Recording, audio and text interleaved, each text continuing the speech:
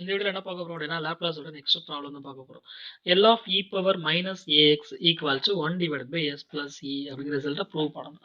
Okay, so first லாப்லாஸோட definition என்ன அப்படின்னு சொல்லி மார்க் பண்ணிடலாம். Okay, suppose f of x அப்படிங்கிற ஃபங்க்ஷன் கொடுத்துருந்தாங்க அப்படின்னா இதோட லாப்லாஸ் ஃபங்க்ஷன் என்னவா இருக்க போகுது அப்படின்னா 0 to integral limit 0 to infinity e power minus s into x f of x into dx அப்படிங்கிறது ஃபார்முலா. இப்போ நமக்கு f of x பதிலாக என்ன டேர்ம் இருக்கு அப்படின்னா e power minus ax அப்படிங்கிற டேர்ம் இருக்கு.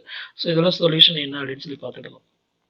L of e power minus ax. Okay, இதோட லாப்லாஸ் என்ன அப்படின்னு சொல்லி கால்குலேட் பண்ண போறோம். Integral 0 to infinity e power minus s into x f of x. f of x க்கு பதிலாக e power minus ax into dx அப்படிங்கிற டேர்ம் இருக்கு. So from this so base ஈக்குவலாக இருந்துச்சு அப்படின்னா பவர்ஸ் ஆட் பண்ண முடியும். நீங்கள் அந்த டேர்ம் யூஸ் பண்ண போகிறோம். E power minus S X minus A X அப்படின்னு கிடைச்சிடும். A X into D X. இதில் வந்து மைனஸ் அப்படிங்கிற டேர்மை காமன் வழியில் எடுத்துகிட்டு போகிறோம். எக்ஸ் அப்படிங்கிற டேர்மை காமன் வழியில் எடுக்க போகிறோம். That means integral 0 to infinity e power minus then s plus a into x அப்படின்னு கிடைச்சிடும். Into d x. What about integral? Next one, integral of e power ax into dx. This is equal to well-known result e power ax divided by coefficient of x. That means divided by a. So, in limit substitute integration apply பண்ணோம் அப்படின்னா this is equal to e power minus of s plus a into x divided by minus of s plus a கிடைச்சிடும். Then limits are 0 to infinity. Okay, upper limits and lower limits. So here division ல s plus e அப்படிங்கிறது independent of x. So common வழியில் எடுத்துடலாம். It's like as a constant term.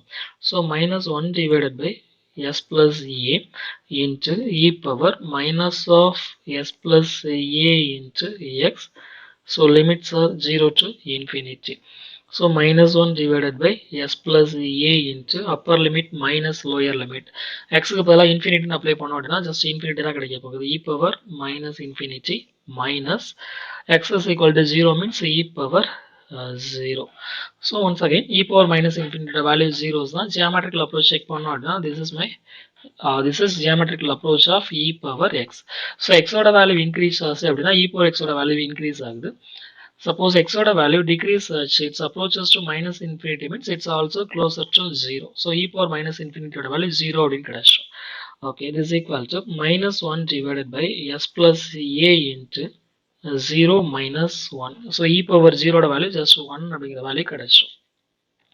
So therefore the final answer L of e power minus ax, Laplace of e power minus ax, this is equal to minus into minus plus கிடைச்சிடும். Therefore 1 divided by s plus a, s plus a is greater than 0.